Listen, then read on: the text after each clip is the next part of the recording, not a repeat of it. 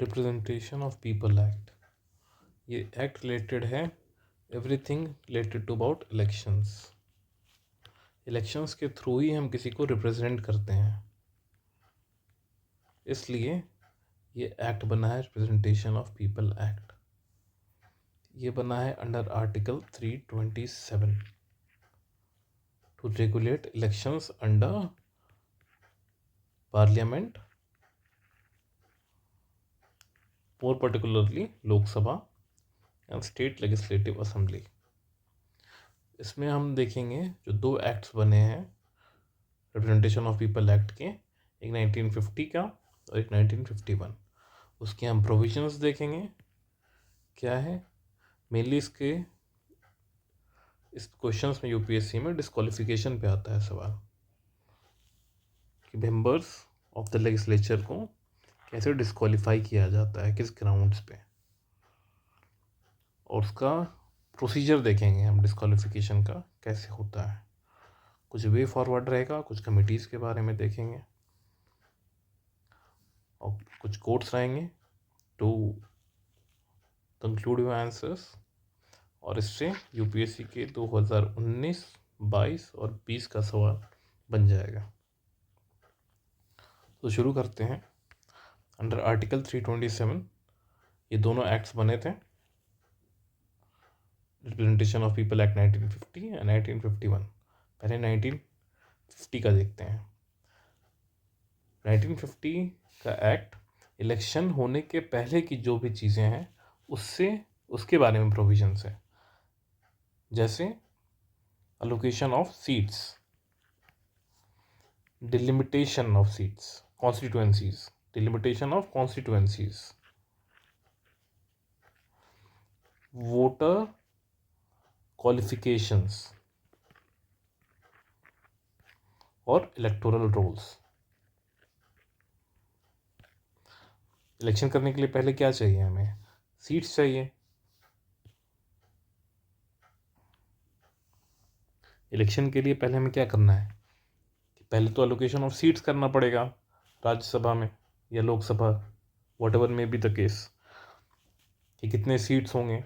उसके बाद कॉन्स्टिट्यूएंसीज का बाउंड्रीज डिसाइड करना होगा, डिलिमिटेशन, और कौन कौन वोटर दे सकेंगे वोट, उनका क्वालिफिकेशंस, और इलेक्टोरल रोल्स, जो एक लिस्ट होता है कौन कौन से वोटर हैं हमारे। अगर इसको थोड़ा डिटेल में देखा जाए, वोटर क्वालिफिकेशन के बारे में यही बोला जाता है कि voter must be ordinarily be the resident of the constituency. Resident होना बस ज़रूरी है उसका, मतलब NRI, माइग्रेंट्स या जो प्रिजनर्स हैं जेल में, ये वोट नहीं दे सकते हैं। प्रिवेंटिव डिटेंशन में जो लोग हैं वो दे सकते हैं as per the postal act, पर ये तीनों नहीं दे पाएंगे। और प्रिजनर्स अराउंड इंडिया में हैं 5.5 लाख के आसपास, जिसमें 77% अंडर ट्रायल है। तो you can say it is there violation of right to vote under article 326। ये साइड वर्ड्स में जाते हुए हम इधर आते हैं 1951 के एक्ट में। इसके प्रोविजन से रिलेटेड टू इलेक्शंस, और इलेक्शन के प्रोसेस में रजिस्ट्रेशन ऑफ पार्टीज, और इलेक्शन हो रहा है तो डिस्प्यूट्स होंगे ही, तो डिस्प्यूट्स को रिजॉल्व करने का जो मैकेनिज्म है वो इंक्लूडेड है इसमें। और जैसा कि हम देखते हैं कहीं भी इलेक्शन हो रहा है तो करप्ट प्रैक्टिसेस तो होंगे ही, उसको कैसे डील करना है इसमें बताया गया है 51 एक्ट में। और क्वालिफिकेशन क्या होंगे, जो भी हैं इसमें कैंडिडेट है जो मेंबर बनना चाहता है लेजिस्लेचर का, उसका क्वालिफिकेशन क्या रहेगा, कॉन्स्टिट्यूशन के थ्रू दिया हुआ है और RPA 1951 के थ्रू दिया हुआ है। कॉन्स्टिट्यूशन क्या कहता है कि बस वो सिटीजन होना चाहिए, 3 क्राइटेरिया है इसमें, सिटीजन होना चाहिए, उसका एज होना चाहिए एज क्राइटेरिया में वो क्वालिफाई करना चाहिए। जैसे लोकसभा में 25 होगा, राज्यसभा में 30 होगा। तीसरा क्राइटेरिया अंडर कॉन्स्टिट्यूशन ये है कि वो ओथ लेना चाहिए as per authority determined by election commission. और चौथा ये है कि कोई भी लॉ जो बनाएगी पार्लियामेंट उसके अकॉर्डिंग वो एलिजिबल होना चाहिए। तो वही लॉ ये है।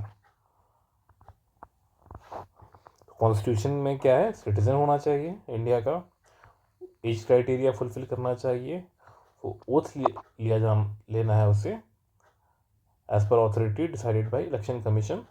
और अदर क्वालिफिकेशन ये है कि कोई भी लॉ बना सकती है पार्लियामेंट जो रिप्रेजेंटेशन ऑफ पीपल एक्ट 1951 है। इसके अंडर दो ही है क्वालिफिकेशन कि वोटर जो है जहाँ से लड़ रहा है चुनाव वहाँ का रेसिडेंट होना चाहिए। रेसिडेंट नहीं, एज अ रजिस्टर्ड वोटर होना चाहिए जिस कॉन्स्टिट्यूएंसी में है वो। और दूसरा SC ST सीट पे वही लड़ सकते हैं जो रिजर्व सीट्स हैं SC ST के, उस पर बस जो SC ST के लोग हैं वही लड़ सकते हैं। तो क्वालिफिकेशन क्या है एज पर कॉन्स्टिट्यूशन, सिटीजन होना चाहिए, एज क्राइटेरिया फुलफिल होना चाहिए, ओथ लेना है उसे, और कोई भी लॉ जो पार्लियामेंट बनाती है जो RPA 1951 है उसमें वोटर होना चाहिए रजिस्टर्ड कॉन्स्टिट्यूएंसी का। और SC ST सीट पे जो SC ST कम्युनिटी के लोग हैं वही लड़ सकते हैं चुनाव। ये हमने देख लिया क्वालिफिकेशन। अब देखते हैं डिस्क्वालिफिकेशन, जहाँ से सवाल आते हैं कॉन्स्टिट्यूशन के अंदर और RPA 1951 के अंदर। जिस तरह क्वालिफिकेशन में है उसी तरह डिस्क्वालिफिकेशन में भी है। डिस्क्वालिफिकेशन कैसे हो सकता है? अंडर कॉन्स्टिट्यूशन कोई मेंबर ऑफ पार्लियामेंट कैंडिडेट जो है वो डिस्क्वालीफाई तब होगा जब वो unsound mind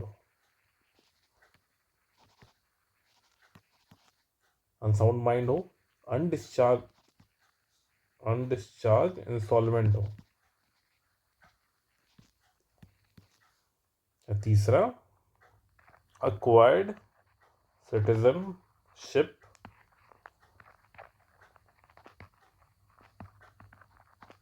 of another country.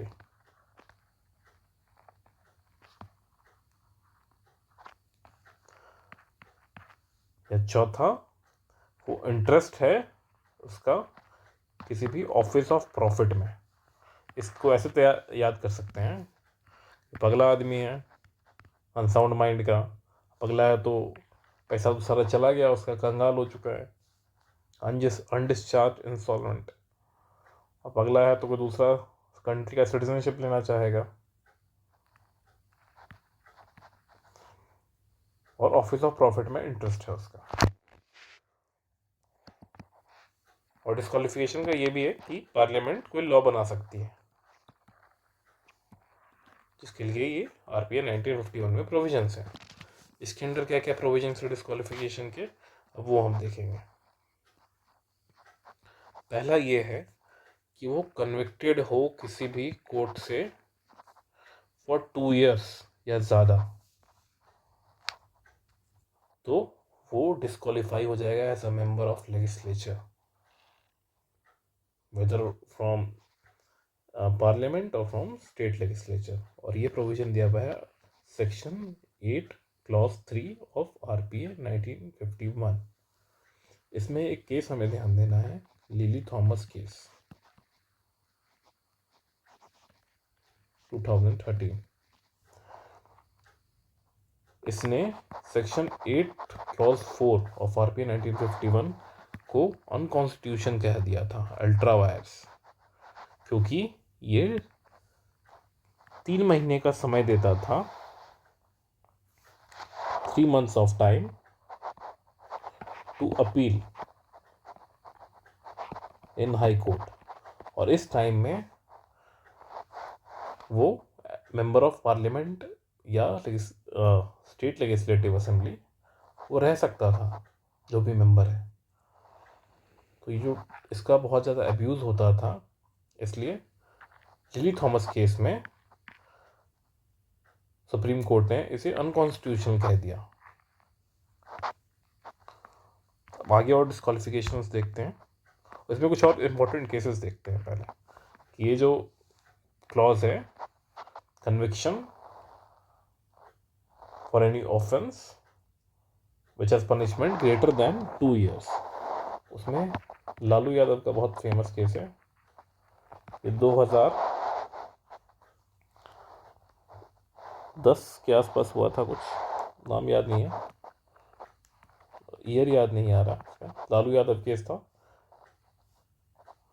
दूसरा था ये अभी famous last year Rahul Gandhi का केस। इसमें सुप्रीम कोर्ट ने ओवरटर्न कर दिया conviction due to insufficient reasons.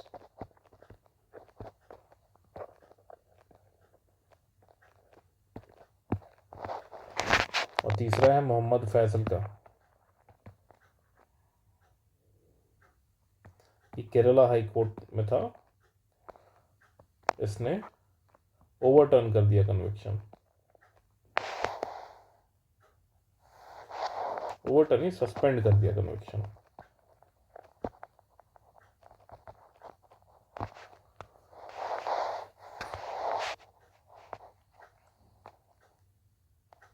एक बात और यहाँ हमें ध्यान देनी है कि ये कोई भी जो सज़ा हुई है 2 साल का, वो ख़त्म होने के 6 साल एक्स्ट्रा आप चुनाव नहीं लड़ सकते हैं। You can not contest the election for more 6 years after completing the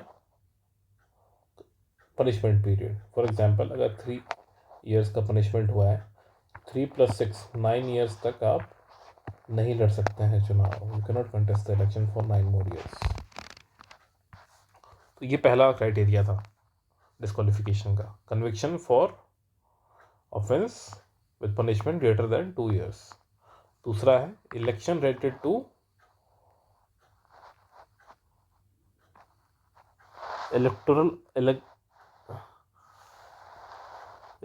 election related offenses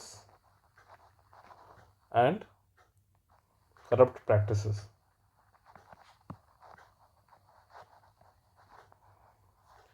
election में आप कोई भी क्राइम करते हैं, करप्ट प्रैक्टिसेस करते हैं, तो उसके हिसाब से आपको डिस्क्वालिफिकेशन फेस करना पड़ेगा। और ये करप्ट प्रैक्टिसेस दिया हुआ है सेक्शन 123 ऑफ RPA 1951। तो ये what does constitute corrupt practices? पहला तो ये है कि आपने बहुत ज़्यादा घूसखोरी की है, पैसे खिलाए सबको, ब्राइबरी, अनड्यू इन्फ्लुएंस दिया, एग्जर्ट किया है इलेक्शन पे। बहुत ज़्यादा ये सब्जेक्टिव टर्म है, अनड्यू इन्फ्लुएंस, पर यही है। तीसरा ये है इम्पर्सोनिफिकेशन, आप किसी को इम्पर्सोनिफाई कर रहे हैं during the election process, that's corrupt practice. चौथा ये है कि आप फॉल्स इंफॉर्मेशन फर्निश कर रहे हैं इलेक्शन में। जो भी आपने एफिडेविट अपना दायर किया है इलेक्शन कमीशन में, उसमें आपने फॉल्स इंफॉर्मेशन दिया है, दैट इज करप्ट प्रैक्टिस। और पांचवा, promotion of feeling of enmity,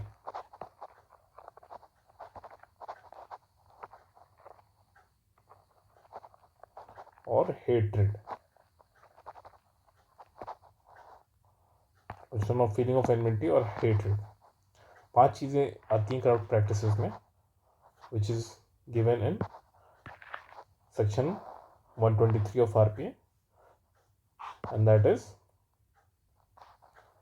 bribery, undue influence, impersonification, false information, promotion of feeling of enmity और हेट्रेड। तो पहला हमने देखा conviction with punishment greater than 2 years। दूसरा election related offences and corrupt practices. तीसरा कोई गवर्नमेंट कॉन्ट्रैक्ट में आपका इंटरेस्ट है तो गवर्नमेंट कॉन्ट्रैक्ट में इंटरेस्ट है तो उससे भी आप डिस्क्वालीफाई हो जाएंगे। ऑफिस ऑफ प्रॉफिट है किसी कॉरपोरेशन में जिसमें गवर्नमेंट शेयर है ग्रेटर देन 25%, तो भी आप डिस्क्वालीफाई हो जाएंगे। और आपने इलेक्टोरल एक्सपेंसेस जो खर्चा किया है पैसा इलेक्शन में, उसको आपने रजिस्टर नहीं किया है तो इलेक्शन कमीशन, तो भी आप डिस्क्वालीफाई हो जाएंगे। और अगर पहले कभी आप गवर्नमेंट सर्विस से डिस्क्वालीफाई किए गए हैं ड्यू टू करप्शन और डिसलॉयल्टी टू द कंट्री से स्टेट, गवर्नमेंट सर्विस आप टर्मिनेट हो गए हैं ड्यू टू करप्शन और डिसलॉयल्टी टू स्टेट, तो भी आप डिस्क्वालीफाई हो जाएंगे। और आप प्रीच करते हैं सोशल क्राइम्स लाइक अनटचेबिलिटी, तो ये भी एक ग्राउंड है डिस्क्वालिफिकेशन का। तो डिस्क्वालिफिकेशन क्या है ग्राउंड है? Conviction with punishment greater than 2 years, election related offences and corrupt practices. Corrupt practices हमने देखा ये 5, गवर्नमेंट कॉन्ट्रैक्ट्स में interest, office of profit, corporation in corporation in which government share is greater than 25%। फिर election related expenses आपने register नहीं किया है, आपने गवर्नमेंट सर्विस से निकाला गया है, करप्शन डिसऑर्डर टू स्टेट या सोशल क्राइम्स प्रीच कर रहे हैं जैसे कि अनटचेबिलिटी। अब ये प्रोसीजर क्या है डिस्क्वालिफिकेशन का? डिस्क्वालिफिकेशन का प्रोसीजर ये दिया हुआ है आर्टिकल 329B में of Indian constitution. As per this election petition has to be filed by any aggrieved person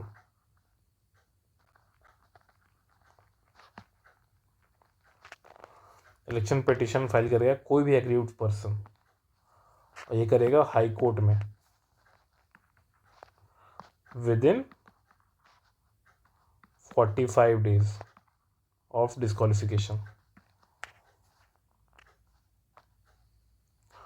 और यहाँ से जो भी आया ऑर्डर उसके लिए अपील किया जा सकता है सुप्रीम कोर्ट में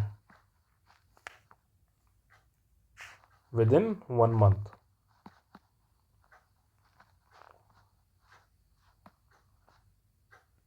one month of high court का ये ऑर्डर है, उसके 1 month के अंदर आपको ये सुप्रीम कोर्ट में अपील करना है। ये रेमेडी अवेलेबल होता है किसी भी एक्यूज के लिए। ये क्वेश्चन आया है कि रेमेडी क्या है यूपीएससी में। ये हाई कोर्ट जो है ये बाकी जो भी मेंबर्स ऑफ लेजिस्लेचर हैं उनके लिए, और इन केस ऑफ प्रेसिडेंट और vice president directly supreme court में जाना होता है। ये वाला चीज़ नहीं है हाई कोर्ट का। प्रोसीजर क्या हुआ डिस्क्वालिफिकेशन का? जो आर्टिकल 329 क्लॉज बी में दिया है, आपको इलेक्शन पिटीशन पहले फाइल करना है। कोई भी कर सकता है, ये एग्रीव्ड पर्सन कोई भी, कि ये पर्टिकुलर कैंडिडेट करप्ट प्रैक्टिसेस किया है या सोशल क्राइम्स कर रहा है, तो उसने पिटीशन डाला। कोई भी एग्रीव्ड पर्सन ने कहाँ डाला? हाई कोर्ट में डाला विद इन 45 days। और ये अपील कर सकते हैं हम लोग सुप्रीम कोर्ट में। ये रेमेडी अवेलेबल है टू द अक्यूज पर्सन। और जो प्रोसीजर है ये बहुत ज़्यादा डिले करता है, जो भी रिज़ल्ट आना है उसका ऑर्डर का, तो उसमें बहुत ज़्यादा डिले होती है। तो इसे सिंप्लीफिकेशन ऑफ प्रोसेस ज़रूरी है इसका। यही सवाल था यूपीएससी का, there is need of simplification of process. तो उससे क्या फ़ायदा होगा हमें सिंप्लीफिकेशन ऑफ प्रोसेस से? कि डिलेज जो हैं वो कम हो जाएंगे, जस्टिस मिलेगा जल्दी। एक डिटरेंस इफेक्ट क्रिएट होगा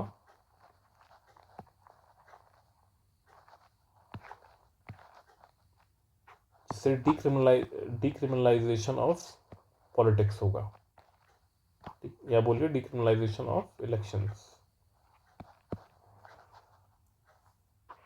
क्योंकि जल्दी अगर आ गया हमारा जो भी ऑर्डर है कोर्ट का, तो डिटरेंस इफेक्ट क्रिएट होगा उससे।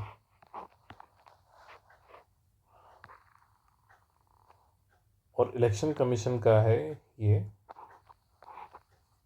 सजेशन, रिकमेंडेशन कि ट्रायल स्टेज पे ही बार कर देना चाहिए कैंडिडेट्स हैं उनको, कोई भी है डिस्क्वालिफिकेशन का जो भी प्रोविजंस है उस पर अप्लाई हो रहा है तो ट्रायल स्टेज पे ही। अभी होता है कि ऑर्डर आ गया कोर्ट का तब उसे पार किया जाएगा, पर ट्रायल स्टेज पे ही बार करना है कैंडिडेट्स को। चौथा कि इससे पब्लिक का कॉन्फिडेंस बढ़ेगा, जो भी इलेक्शन प्रोसेस है उसमें कॉन्फिडेंस बढ़ेगा, इंटरनेशनल क्रेडिबिलिटी भी बढ़ेगी हमारी इलेक्शंस की। तो इससे ये फ़ायदा होगा हमें सिंप्लीकेशन ऑफ प्रोसेस से। और भी फ़ायदा है, जैसे जुडिशियल पेंडेंसी कम होगा, प्रोसेस सिंपल होगा, जुडिशियल पेंडेंसी भी हमारा कम हो जाएगा, बार बार अपील्स नहीं हो रहे हैं, केस कम जा रहा है कि कोर्ट्स के पास। इससे ओवरऑल गवर्नेंस भी बढ़ेगा। अगर इलेक्शंस प्रॉपर तरीके से हो रहे हैं हमारे, तो इलेक्शंस भी फ्री एंड फेयर इलेक्शंस हैं, कैंडिडेट्स आए हुए लेजिटिमेट हैं, तो उससे ओवरऑल गवर्नेंस इम्प्रूव हो गए।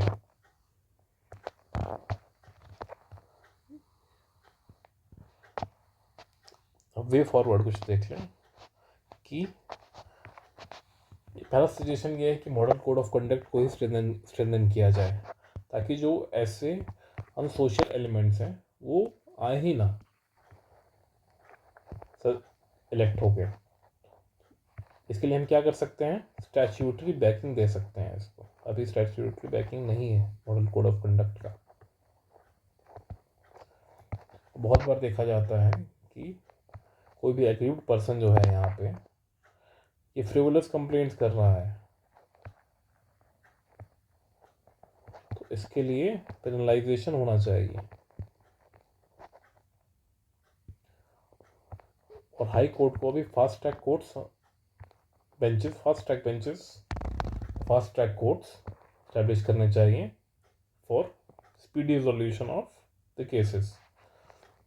चौथा ये है पॉलिटिकल पार्टीज को आरटीआई के अंदर लाना चाहिए। अभी वो they are not under the political parties, if they come under RTI, people will have more clear information about the functioning of the party, where are they getting their fundings, what are their operations, and obviously the civil society organizations, they can play a bigger part in education of the masses।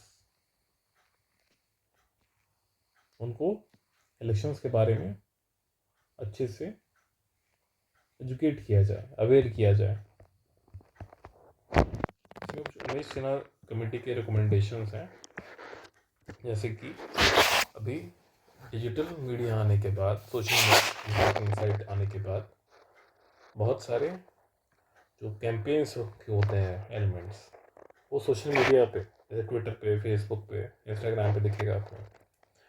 तो इसने कहा 48 our का campaign silence है वो print and digital media पे भी लगना चाहिए।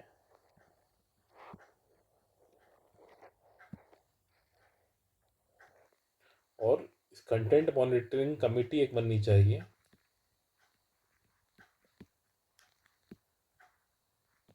By election commission for labelling the political ads on the social media.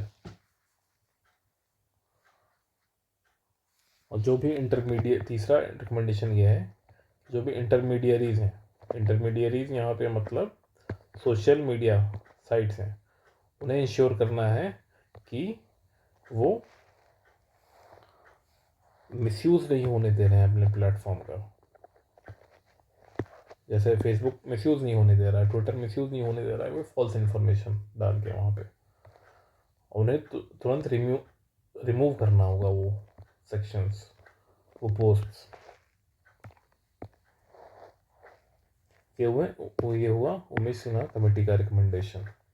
Campaign silence, content monitoring online enter bye ECI, और इंटरमीडियरीज जो सोशल मीडिया हैं मिसयूज़ नहीं होने देंगे अपने प्लेटफॉर्म्स को, और उन्हें रिमूव करना होगा कंटेंट।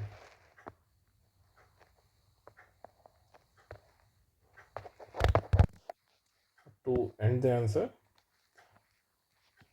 एस वाई कुरैशी जो फॉर्मर चीफ इलेक्शन कमिश्नर हैं, उनका कोट है बहुत अच्छा, डेमोक्रेसी एंड इलेक्शंस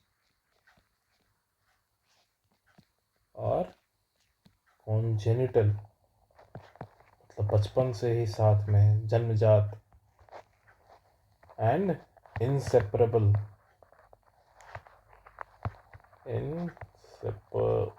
स्पेलिंग क्या होगा, inseparable,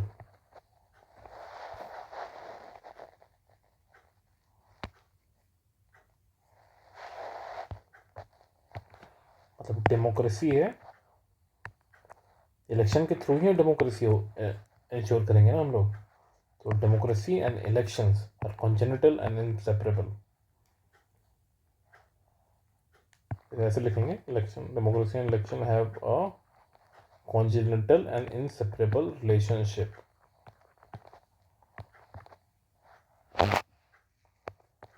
ये पूरा आरपीए है, इलेक्शंस पे ही रिलेटेड है, और इलेक्शंस ही डेमोक्रेसी को इंश्योर करता है। तो democracy and elections have a congenital and inseparable relationship.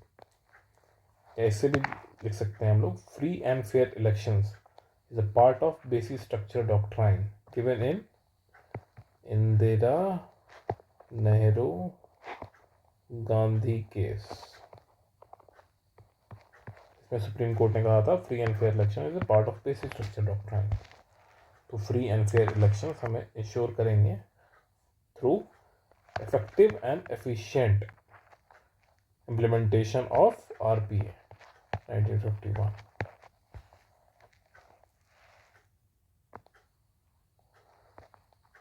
कुछ और भी रिकमेंडेशंस हैं या स्टेप्स लिए गए हैं जो for free and fair elections, जैसे कि नोटा PUCL केस में आया था 2013 में, आई थिंक 13 ही था, ये चेक करने दीजिए मुझे एक बार।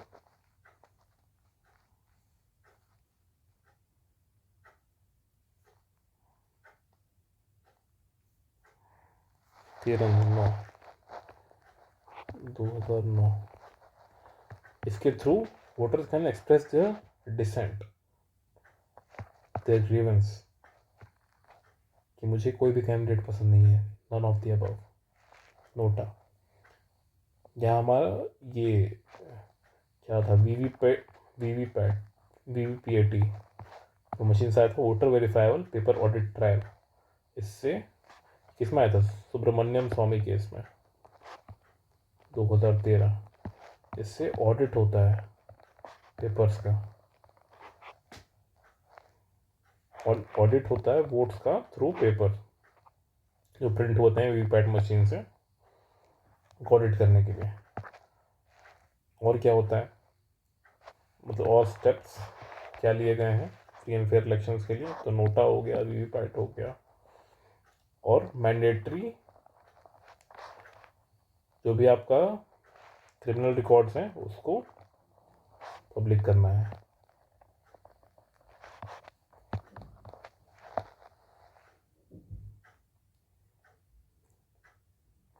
और एक और मैकेनिज्म लाया इलेक्शन कमीशन ने, स्वीप, वोटर एजुकेशन के लिए। और पांचवा कि आप vote in the name of religion नहीं ले सकते हैं, ये अभिराम के शर्मा केस में।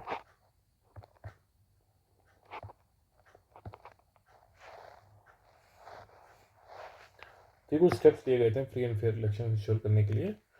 नोटा केस था ये, जिसमें you can express a dissent against the available candidates, VVPAT machines to ensure the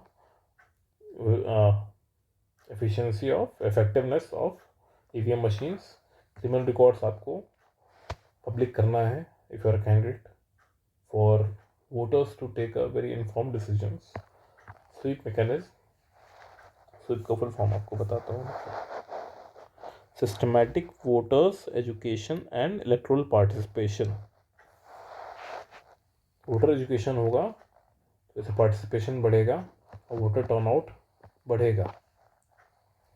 और अभिराम शर्मा केस में बोला गया आप धर्म के आधार पे वोट नहीं मांग सकते हैं। लेकिन देखा जाता है मांगते हैं लोग। These are the things related to the elections, electoral reforms, or you can say Representation of People Act. This video is for me, not for you. This is for my revision purpose.